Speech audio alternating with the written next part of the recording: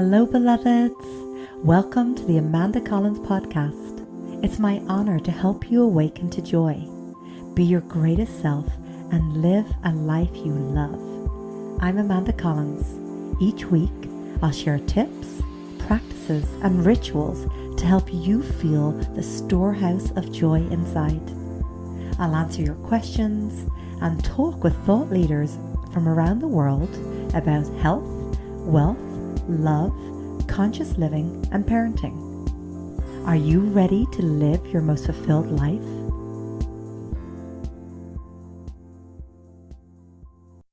Hello, beloveds.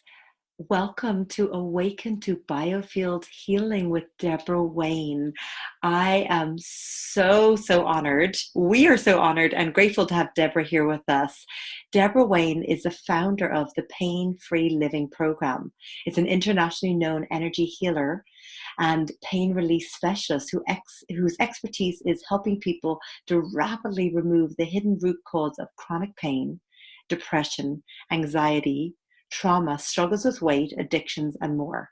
Many of Debora's past clients have reported complete and total healing even when nothing else worked.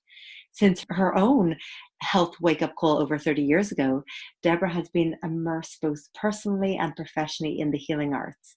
Her program unites leading-edge science with spiritual healing and features her revolutionary, non-invasive method known as Biofield healing immersion, which helps people get their energy and lives back on track. Debora is a #1 best-selling author of Why Do I Still Hurt? Rapid Relief for Chronic Pain, Depression, Anxiety, and More. She has earned degrees and certifications in psychology, hypnotherapy, and chemical dependency counseling, has over 30 years of practicing and teaching the art of meditation, is nationally recognized fine artist, a former professional modern dancer, a certified yoga instructor, Reiki master, Biofield Healing Immersion, master practitioner, and founding director of the Biofield Healing Institute based in Del Mar, California. And Debora's website, painfreelivingprogram.com, and all that will be listed in the show notes. Debora, I am so grateful to have you here. I personally am so grateful to Debora because I had some profoundly powerful healings from Debora. Actually, about 8 years ago, I experienced a very traumatic attack and had really severe post-traumatic stress and everything. And I remembered a dear sister of mine said, "You've got to, go to Debora." And it was my first time seeing her. And I was really at a stage where I was frightened to shower or anything. And I had one session with Debora, and I remember driving home in this altered state, and I literally got into bed for the next 24 hours and I couldn't even get out. And it was like I had released all of this trauma out of my body. It was just amazing. And then I would just go to Debora from there on out, maybe once a month or so, or for tune-ups. And so I am so grateful and so honored to have you here with us, Debora. Thank you. Wow, Amanda, I have tears in my eyes. I totally forgot about our initial meeting and what was going on, because I think of you for years now as such a radiant, vibrant, happy, amazing woman. And I really forgot. Wow, isn't it something how far and how life can change. Wow. Yeah. And it's like before that, and even during that experience, I was still experiencing, my joy and everything. During that time, though, it was like, how do I release this energy, like this fear and this that I no longer want to carry?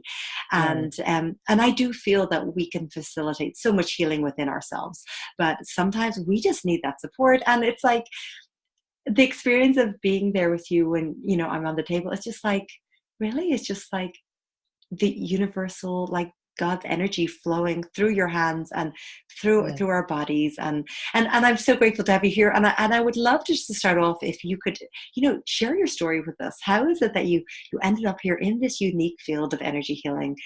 Was this always your goal and your career path? Oh, wow. No, this was not my doing at all. I had absolutely no plan for this.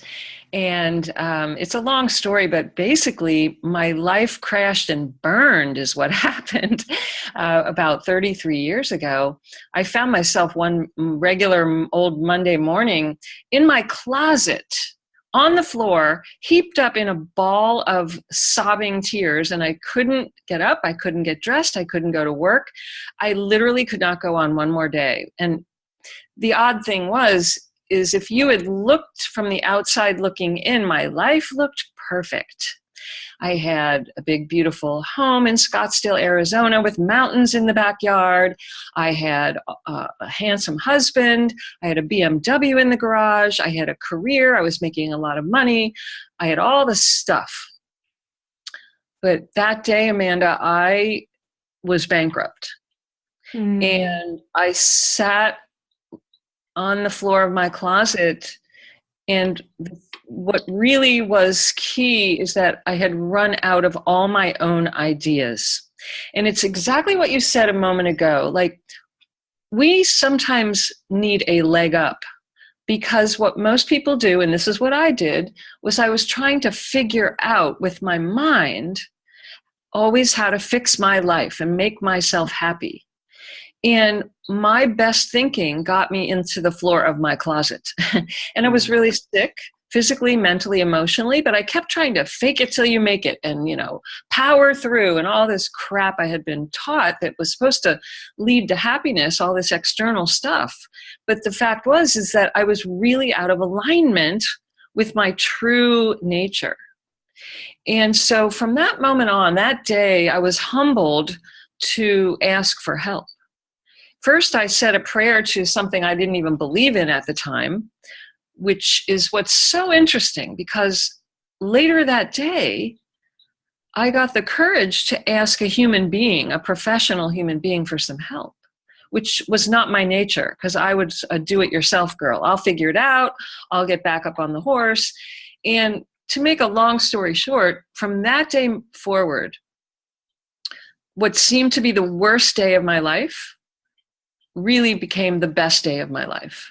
And everything since then has been a process that of uncovering, discovering, and discarding my old ideas, my emotions that I didn't even know I had, and the pain, the physical, mental, and emotional pain.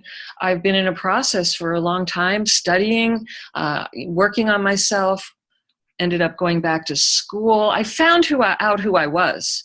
And it led me to both art and spiritual healing. And I had and back to meditation, which I had given up. I started meditating when I was 15. And then I gave it up in those latter years because I was obsessed with this other idea of thinking what would bring me happiness. And it didn't. And so I went back to meditating also. That was a profound important puzzle piece, because I started to have these deep, rich inner spiritual experiences. And I tapped back into the connection to my intuition, my inner guidance. And whoa, I had no idea what was coming. But I began to become aware of healing energy that was coming out of my hands. I had experiences where spontaneously this started to help people. I didn't know what was happening at first. And in fact, it kind of frightened me because, as you might recall, I come from an allopathic medical family. My family is filled with doctors, regular doctors. And so, the intuition and spiritual healing was just not something we ever went near. So this was a real surprise to me. But in hindsight, looking back, I see it all makes sense. I can see how every phase of my life has been leading me to this work, even as far back as ballet school at the age of 4. I see now I was learning about energy and healing, and working with the body, working with the mind and the emotions, working with a large group of people. That's what happens when you perform as a dancer. I've been learning about this my whole life, but I just didn't put the puzzle pieces together until later years.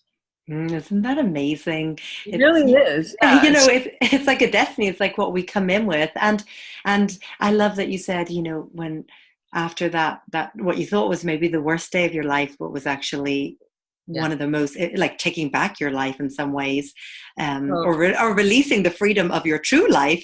And then you went back to meditation, and like that's where you just get guidance, and Yeah. like, what is really true to me here, and like, what is Yeah. my true path, not like, what am I supposed to do, what do I think I should be doing. And um, Exactly. so thank you for sharing that. And I do remember all your beautiful artwork around your office, like, and I remember just even being in the presence of that artwork was healing within itself. Well, it was a piece of the puzzle where the healing really started to come through my hands big time. And it came out. In fact, I had this huge, I don't even know what to call it, but it was almost like obsessive, where I had to paint these paintings. And I used my hands. I would paint and use thick layers of color and gel medium. And then I literally had to use my fingers and hands to engrave texture into these paintings. Well, now I know what was happening. These paintings were healing fields. The vibration of healing was coming through the palms of my hands, transmitted into the artwork, and people would come in and sit, or into the galleries or into my office, and they would say, "Oh my God, I have to have that painting." And I didn't recognize at the time the paintings were holding the healing frequencies. People were feeling them and needing to be around that energy field, because everything is a field of energy and information at a vibrational level, and they were picking that up. So you can get healing many, many ways, and that's what the art was transmitting. So beautiful. It's just kind of reclaiming your true gifts, and Yeah. it's just guided you all along the way. And so, tell us a little bit more about what exactly is Biofield. Is this a science? Is it spiritual? Enlighten us, please. Yes, so it's actually both science and spiritual. In Back in the 1980s, there was the Russian scientists, we're talking physics here, discovered and classified a new field called an information field. And up until that point, there were only 4 fields that were recognized. And they discovered that there's a field of energy and information around every living thing, including our bodies. And this field holds the key to both health and illness.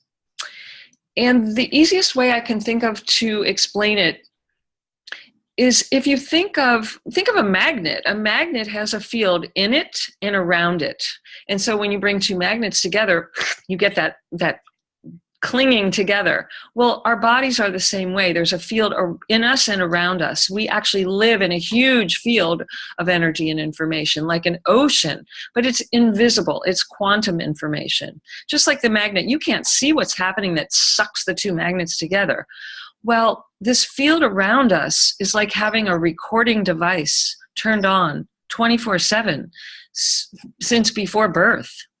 And so you come in and you begin the recording of all the information that's around you. That means the environment you're living in, the caretakers, the people you're hearing, seeing, feeling, that you're exposed to.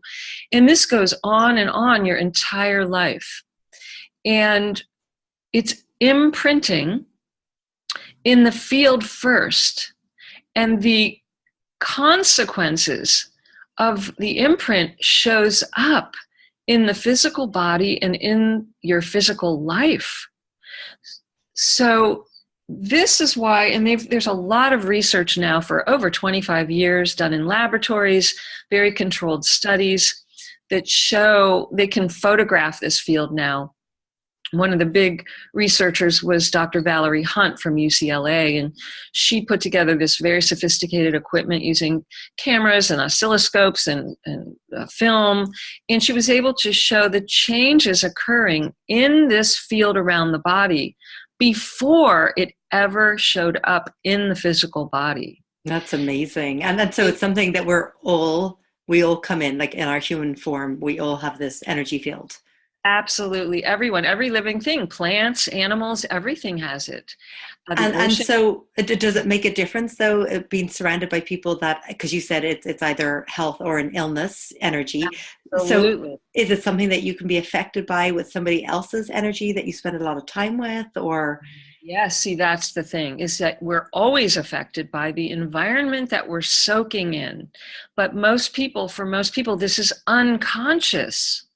And until there's some kind of pain or crisis, they're not even aware, and they don't start seeking help. So, we're not taught about this field, or what to let in, or how to manage our energy. It's kind of like if you had a TV set going all day long watching the news and it was all negative and all fear-based, that affects you, right? Well, Absolutely. so the environment that we grow up in is totally affecting us. And oh, come on, you're talking to the feng shui master here. So I know, right? I'm all about that in the environment, but you're even talking about beyond the home. It's just like anywhere that you are in a given moment and who you're surrounded by. And, I totally agree with you. Like, I don't watch the news. I mean, I obviously like to be educated what's going on in the world, but really like, I just want to know about what I can make a difference in. And like, because that day in, day out, it just, just lowers our vibration. It's and unhealthy. Yes. Yeah. And it totally affects your vibration, your field, your body, your mind. I hate to sound so cold about it, but our mind, our brain is it's really a computer, and garbage in, garbage out. Mm-hmm, but the garbage comes in and it shows up in the body, because the body's the expression of our consciousness.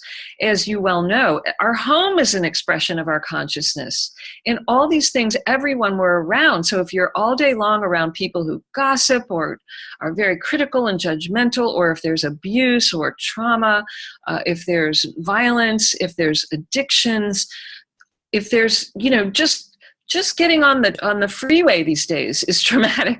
And you can feel people, their energy in the car next to you, all upset because the traffic's not moving, and they're giving you the finger and they're honking the horn. I mean, this is affecting us. Mm-hmm, mm-hmm. And so what things might you offer to people? Obviously, you work with them, but then obviously they need to maintain a vibration that you support them to facilitate. So what do you suggest to them in these types of experiences?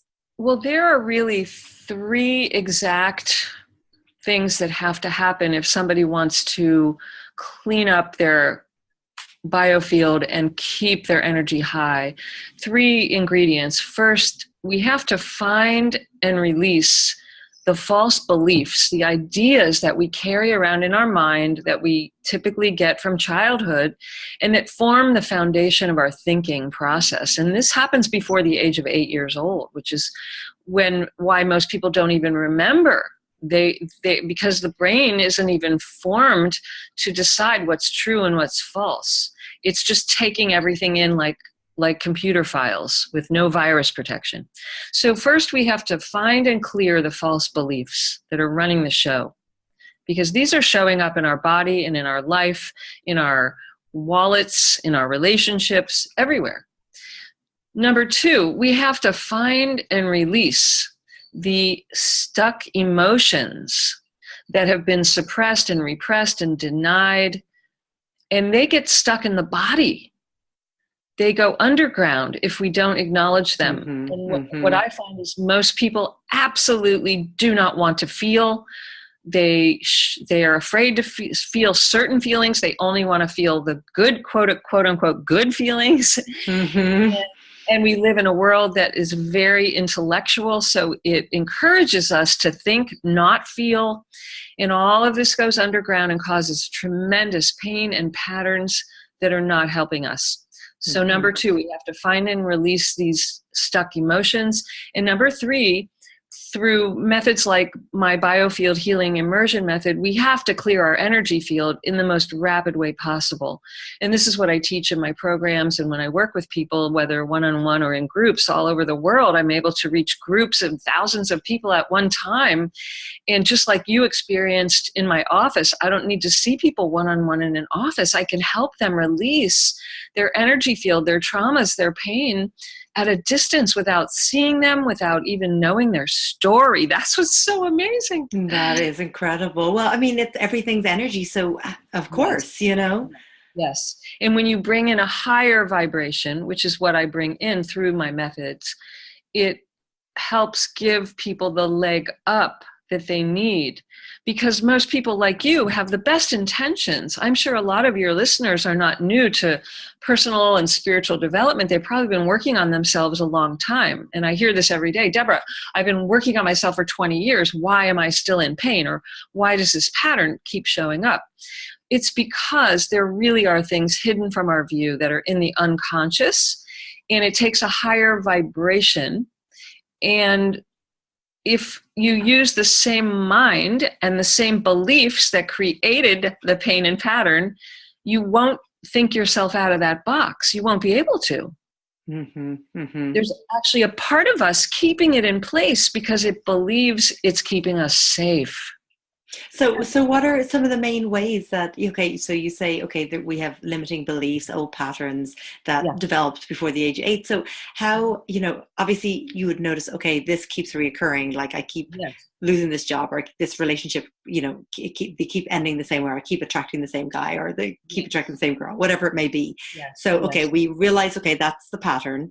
And then they have to release the emotion. So once they recognize the pattern, what do they do with it then? Well, the first thing is that people recognize these painful patterns or things they don't want in their lives. And then I ask them the question, what do you believe to be true about, for example, if they say, well, I have physical pain, but I believe that the body's designed to heal. I believe in healing. I believe I can heal myself. I hear this a lot. So I asked them, what do you believe about your pain? And I asked them to write that down. Because usually what I find is people have conflicting ideas. And I'll tell you this right now, whatever is showing up in the physical life is what you really believe. And absolutely. This upsets people when I tell them this, because they'll say, no, I know I'm a creator and I can help.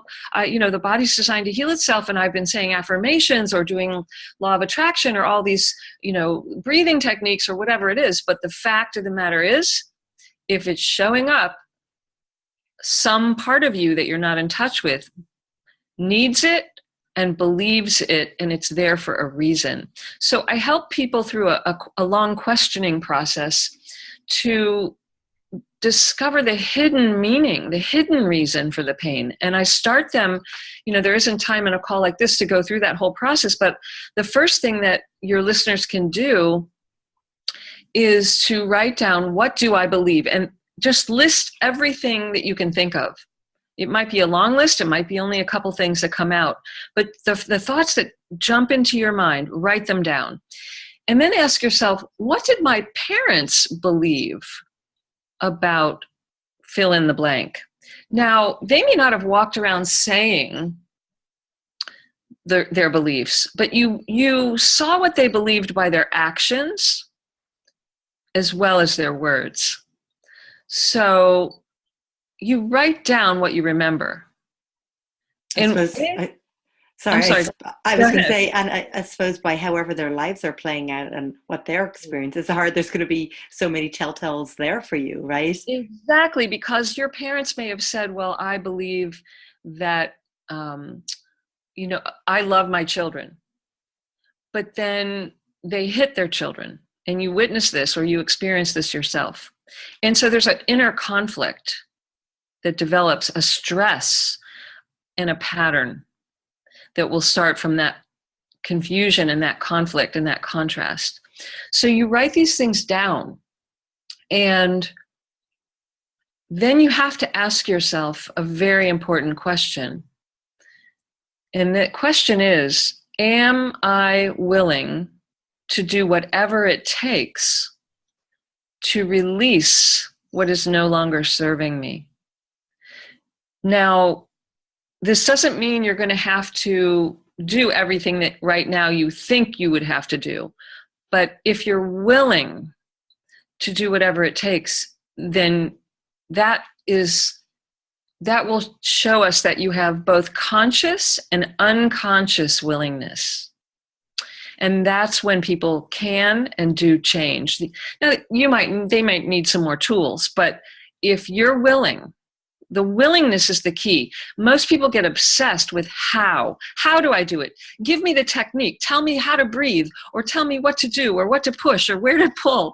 What it really requires, Amanda, is willingness. Mm-hmm. And oftentimes, just being willing will release the very thing you've been trying so hard to figure out for the past 20 years. Absolutely. And I think the first step is the awareness, like, okay, this is the pattern, and I'm shining a light on it. And I agree. It's like, I'm saying yes to myself. I'm saying yes to the universe. And then we know when we heal ourselves, it just creates this ripple effect. So that's so beautiful and such profoundly powerful questions. And awareness will come as you write things down. A lot of times what I see people doing is they're just thinking about it all the time, trying to figure it out in their mind, which is like running around on a hamster wheel. When you write down the answers to these questions, it stimulates parts of your brain and your memory that you're not aware of. And actually, unconscious new awarenesses will most likely come up. And you'll have those aha moments where you go, oh my God, I forgot about that. And I haven't thought about that in years. And the puzzle starts getting put together.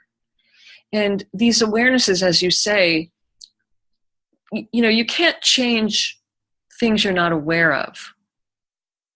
Once it becomes in your conscious awareness, it becomes much easier to change. Now, even with the questioning process, there's a lot in the unconscious that people can't find well on their own. And that's where the Biofield healing immersion is so powerful, because very quickly it can bring up what's buried deep down, and it can bring it up and move it out very rapidly, and oftentimes without having to go back through and relive the painful or traumatic experience. The emotions, sometimes people never even have the emotions come up. They just release the trauma. I think you experienced that. Mm-hmm. I don't recall you going through a reliving of everything. Do you? Well, I mean, I did. I definitely did I did somatic work because, I mean, I was at that. I think I may have even done that beforehand. And, I did a lot of work just to find forgiveness and love for the person that attacked me, and just a piece around that, so I think I probably processed that because of that reason. And that's why, and you still haven't stopped. Like, you're a constant seeker, as am I. I mean, you just will go to any lengths because you know that joy, peace, and happiness and health are your birthright, and you want that. So you go for it. Absolutely. Absolutely. And I think part of, you were talking about those dualities of, somebody is like, I love my children, but they're still hitting them, or whatever it may be, or it may just be like, I love life, but I'm not loving this, but it's like, I do think that's part of, the yin and the yang, having that duality within us, it's like, I love the sun, this sun's too hot, and I think it's honoring that duality, but then also being willing to feel whatever you need to feel, because to have the bliss or the joy or the peace, you have to have had the opposite to actually even know what they are. Oh, I love that you're saying this. Yes, this is absolutely the key. And I find so many people just only want the love and the peace and the joy. It doesn't work that way. And I use the metaphor of the crayons in a crayon box, the artist in me, of course. All of the colors are beautiful and rich and wonderful. And what if we only had yellow? What if everything was only yellow? It would be so boring. So we actually thrive on all the range of emotions, all the colors in the crayon box. They're all important, valuable. And if you cut off some, I'm talking emotions here, you will cut off the others. So if you never want to feel anger or fear, you're going to affect your ability to feel love and joy. Mm-hmm, mm-hmm. Absolutely. Absolutely. And sometimes, the fear or whatever it is that comes up is just showing us how important something is, or how powerful it will be for us to experience something, so everything, has its place, and it's important to be honored. It does. And the fear, I help people reframe that by teaching them that fear often is there to show you you're just at the edge of your comfort zone and you're ready to grow. And it's not a bad thing. It's a little gatekeeper. It's trying to keep you, from hurting yourself. There's nothing wrong with that. Nothing wrong with a part of ourselves that doesn't want us to get hurt. That's valuable. And we can learn from that. It's just when we let it stop us completely from living life. And oftentimes that relates back to the beliefs from childhood. But when you hit the edge of your comfort zone, you might not feel comfortable.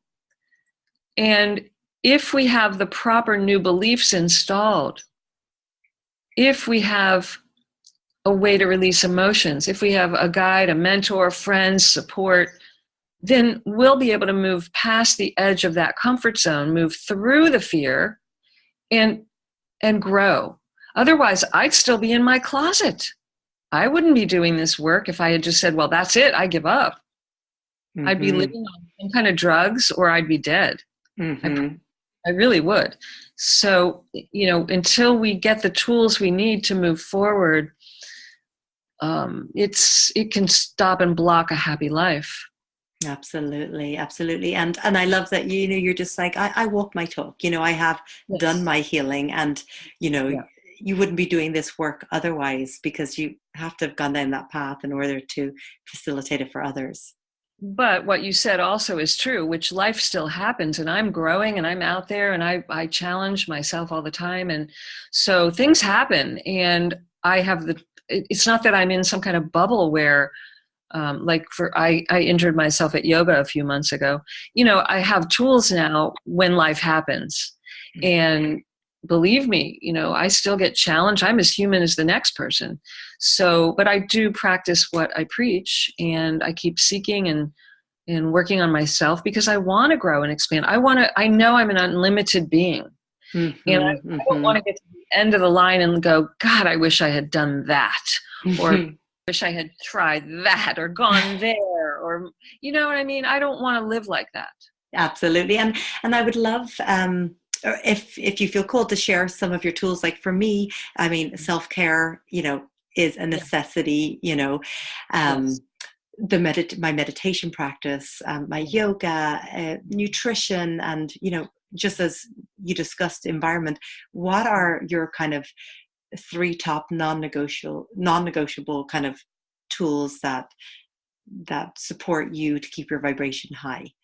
Yes, definitely love this, and have a ritual and a daily practice. And so my top number 1 for me, because I'm very kinesthetic, is I must move my body. And I must move it every day, and I must move it more than once a day. But I start my day in the morning with movement before I even get out of bed. I'm such a body girl. It really goes back to 4 years old, beginning my dance training, and then becoming a professional dancer. I don't know how people can sit at a desk all day and never move their body. It's torture to me. So I feel happier. It affects my mood, my thinking, everything. My energy is so much better when I move. Even if I have 5 minutes, if I have nothing more than 5 minutes, I will choose to move my body. And I have a deep, intimate relationship with what my body needs. And I listen inside, and I can tell what needs to be moved in what way. And that comes from years of listening and doing it. The second for me top is meditation. And my meditation really has become this deep connection to a very high frequency source that I call God, that is both personal and impersonal. And I can tap into this very quickly because I've been doing it a long time. And so it puts me in a state of no mind. Thank God I can get my mind to shut up, because I be just a nutcase, and my mind never quieted down. I was filled with 100 forms of fear, and I had a committee meeting all day long, and like, I don't live like that anymore. I haven't for a long time. And not to say I can't get squirrely every now and then, but then the first thing I do is sit down and get quiet. I don't talk about it. I'm basically introverted, meaning I process quietly internally. Some people need to talk about problems and everything first with others. I go inward first. That just works for me. And I recharge my battery by going inward. Some people are not like that. They really need to be around a lot of people and all of this all the time, or more often than I do. So I go inward, I move my body, I meditate. And then the third piece of care for me is I have a huge need for contribution. So I must give back in order to be happy. My life would not be fulfilled. My own health would be suffering if I don't share my gifts with the world and with other people. And that doesn't necessarily mean always professionally. It just means, I'm a natural giver. So I'm always finding I'm happiest when I'm helping someone or some cause or something. And that's part of my daily life. In fact, it's pretty much all of my daily life. And I'm most satisfied that way. As long as I do the first two pieces and have my internal center in a good place and my connection to God in a good place, then I have tons to give. And the two work together hand in hand really well. So I fill my cup, I give, that feeds me in a different way, and then the cycle just keeps repeating. Thank you so much for sharing these beautiful practices with us. Debora, so do you train others, and can one learn about Biofield healing immersion? Absolutely, yes. It's so thrilling because I can actually guarantee that anyone is able to do the method. And I train people all over the world. We do it with a video platform, so I can see you, you can see me, and you'll actually even bring live people that you're working on into a couple of the calls, so I give you coaching live. It's really exciting with technology now, what's possible, and the training is just, it changes people's lives to the core, because most people have heard about this type of thing, but they feel it's a gift from God and that only special people can do this. This is not true. I want to really indelibly engrave that into your audience's mind, that everyone can activate their own healing abilities. I'm able to do that with you and for you, and show you how you can use this with yourself, your children, your families, your friends, or take it all the way and do it professionally. There's no limit, and I teach it all. So beautiful. Debora, is there one last little golden nuggets of wisdom that you'd like to leave us with? Thank you. Yes, I think I would like to just say that no matter where you are in your life, no matter how far down the scale you've gone, or if you're in a place that feels dark and dreary, if you've tried a lot of things and you're at the end of your rope, or you're feeling hopeless or helpless, or like, what's wrong with me? Why does everybody else get happy, healthy, rich, and live this great life, and I feel stuck? What I'd like to leave you with today is, do not stop. Please do not stop, because you can't see around the bend. You can't see the 5-year plan. But I promise you, if you're here, there's a reason for you to be here. And if you just take one more step, the next indicated step, it will lead you to the next and the next. But if you stop, nothing will change. And you can't see who you really are. But I know who you really are, and I will hold that knowing for you until you discover it for yourself. Thank you. That is beautiful, Debora. And a question that I would just love to give to the audience is, what do you do to fill your cup up? What is it that is your healing practice, like your daily ritual? We would love to hear all about it. Debora, thank you from the bottom of my heart for sharing your love and your wisdom. I love you. I love you. Thank you for having me.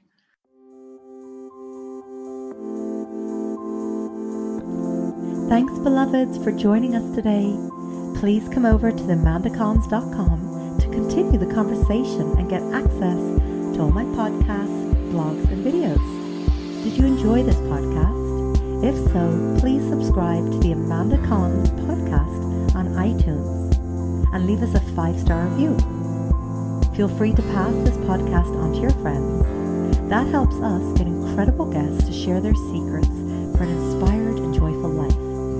If you want more great resources, come over to amandacons.com and join my mailing list for all my latest content.